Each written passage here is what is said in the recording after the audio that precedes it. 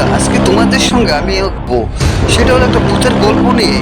তো দেখো, গল্পটার নাম হলো অসম্পন্ন একটা বিল্ডিং অভিশাপ। গল্পটার নাম, একদিন সন্ধ্যার পর আমি আর আমার কয়েকজন বন্ধুকে শহরে গেছি। ওইখানে একটা পুরনো বিল্ডিং, যেটা বহু বছর ধরে অসম্পন্ন অবস্থায় পড়ে আছে।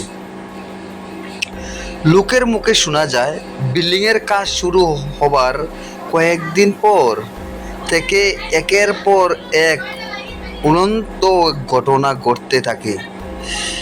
একদিন এক মিস্ত্রি হঠাৎ করে ছাদ থেকে পড়ে যায়, আর কেউ জানে না সেই কেমন পড়ে পড়লো।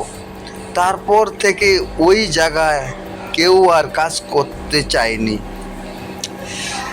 আমরা ভেবেছিলাম এইসব তো আজব, তাই কৌতূহল নিয়ে এক রাত ঠিক করলাম সেখানে যাব। রাত প্রায় 12টা। চারপাশে নিস্তব্ধ, বাতাসে একটা ঠান্ডা অন্য। বিল্ডিংটার ভিতরে ঢুকতেই শুনলাম কারোর পায়ের আওয়াজ, কিন্তু আপাশে কেউ নেই। আমার এক বন্ধু হঠাৎ বলল, এই দেখ, এখানে কে জানে দাঁড়িয়ে আছে। আমরা তাকে দেখিয়ে একটা মেয়ে,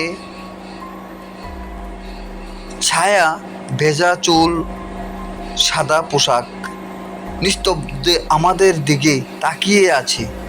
তারপর চোখ দুটো অন্ধকারে লালচে হয়েছে।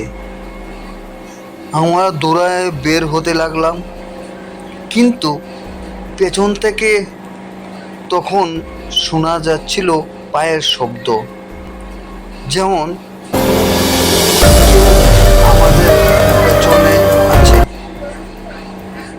পরের দিন সকালে যখন ফিরে গিয়ে দেখি বিল্ডিংটার দরজায় নতুন করে খেলা, তাই বিল্ডিংটা এখনো অসম্পূর্ণ রয়েছে।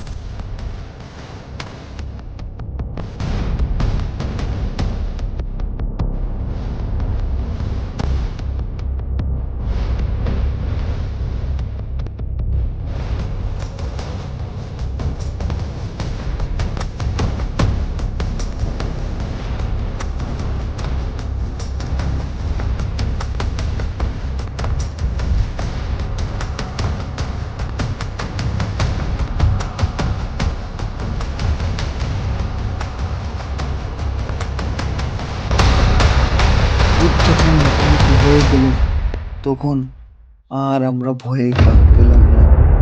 অনেক ভূত আমাদেরকে তাড়া করলো। তখন থেকে আমরা এদেরকে হঠাৎ করে যে মাথা আছে, নেই, মুখ দেখা যাচ্ছে না, কিরকম একটা ভয়ে একটা আতঙ্কিত হয়ে গেলাম। তো বন্ধুরা, গল্পটা কেমন লেগেছে তোমাদের, সেই গল্পটা দ্বিতীয় পার্ট দেখার জন্য অনুরোধ